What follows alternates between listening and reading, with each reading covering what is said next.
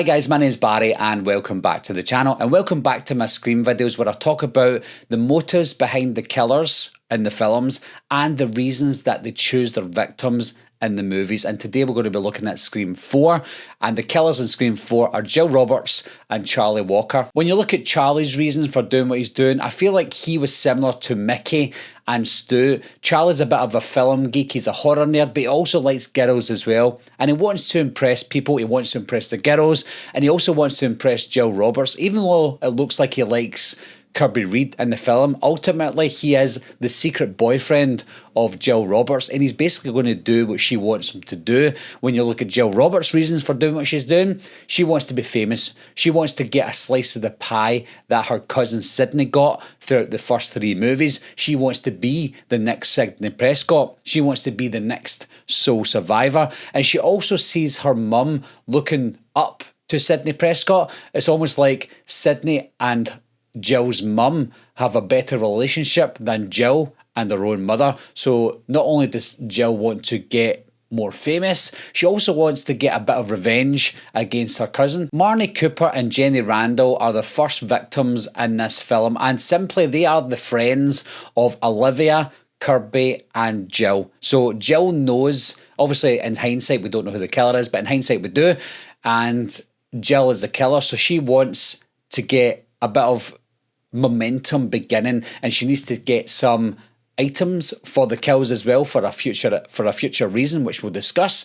But they're the first 2 victims. I also find it interesting that Marnie Cooper shares the same name with Cece Cooper from Scream 2. Jill obviously finds out that Sydney's on her way to Woodsboro to do a book signing, and that's one of the reasons why she wanted to kill Marnie and Jenny, because Sydney finds weapons in her own car, or a rental car, that are weapons used in the first 2 kills. So because of that, Sydney's now a suspect. Obviously she's not, but to them and to the police, she's officially a suspect, so she can't leave Woodsboro, and that then essentially traps her in Woodsboro so that Jill and Charlie can then start their master plan. Olivia Morris is the next one on the list, and I always seen this one as a crazy frenzy, media frenzy kill, so that Jill and Charlie can now be front and centre, or at least the Ghostface killer can be front and centre.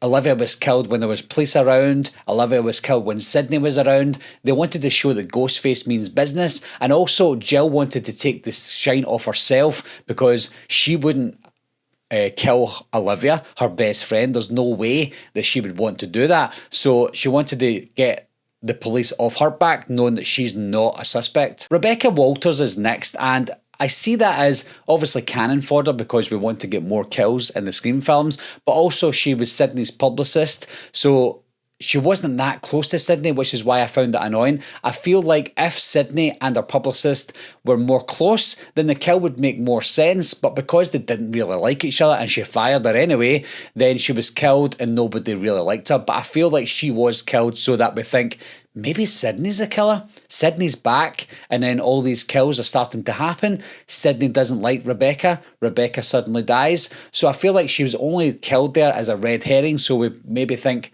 maybe Sydney's the killer, maybe not. Hoss and Perkins are up next, and I feel like this one's quite easy, and for numerous reasons. One, their kills were comic relief, maybe a little bit too comic at times, but they were still quite funny. They were there for protection, because they were protecting Jill and Sydney. And then obviously they were part of a body count. 2 extra police officers dead in a Scream movie, it only adds up on the body count. So those kills to me were straightforward. Kate Roberts is up next, that's Jill's mother, and she died because Jill was jealous. That's the way I see it. Kate had a special bond with Sydney, it seems, and it looks like she saw her as her own daughter, and Jill didn't like that. Jill obviously was quite jealous of Sydney already, and then when Sydney came back and started speaking to Kate, or Aunt Kate, then Jill was looking at her like, you've taken the limelight off of me, I want to be famous, and now you're taking my own mother off me. So that's, to me, the reason that Kate was chosen as one of the victims. Robbie Mercer is up next, and again, I feel like he was killed for the body count, but also, if you want to put a cool spin on it, Charlie maybe thought there can only be one horror nerd in a Scream film, so you have to go. Trevor Sheldon is up next. Now, I think Trevor's one is the most interesting for me, and it's simply because he's the boyfriend of Jill. That's a given. And we also think, okay, the boyfriend of one of the victims has to be the killer. Obviously, Jill is the killer, so Trevor can't be a victim.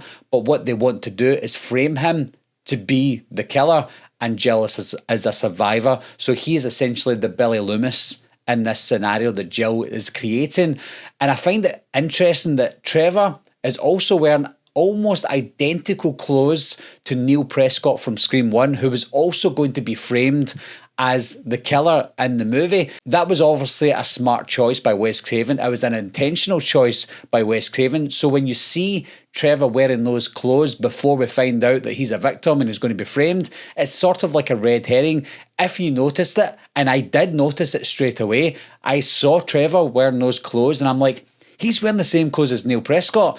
I'm going to rule him out as being a killer. He's not a killer. And turns out he's not a killer. He was only used in the same fashion as Neil Prescott. And last, we've got Charlie Walker. Charlie Walker is the first Ghostface on this list who is an actual victim. You could look at Mickey in Scream 2 because Nancy Loomis wanted to kill him anyway, but she didn't. She didn't kill him. So ultimately, he didn't die at the hands of a Ghostface killer, but Charlie did. And he was just killed by Jill because Jill wanted to be the sole survivor. She didn't want to tell Charlie that, of course, but she wanted all the fame. She wanted to be the only survivor, and Charlie couldn't be there for that, so he had to die. So that's it for the victims in Scream 4. It was an interesting one because some of them could be your opinion, of course, but I think the most interesting one for me was the Trevor one because of the choice of attire that they put on him. I think that was very, very smart for Wes Craven to do something like that. But as always, guys, leave your opinions down below. Let me know what you think the best victim is, the best chosen victim. And like I say all the time, not the best kill, but the best chosen victim. Leave your opinions down below, guys. Let me know what you think, and I'll talk to you soon. Meeting adjourned. I'll be right back. What are you waiting for, huh? Coming to get you, Barbara. Ever played Skin the Cat? I want to know.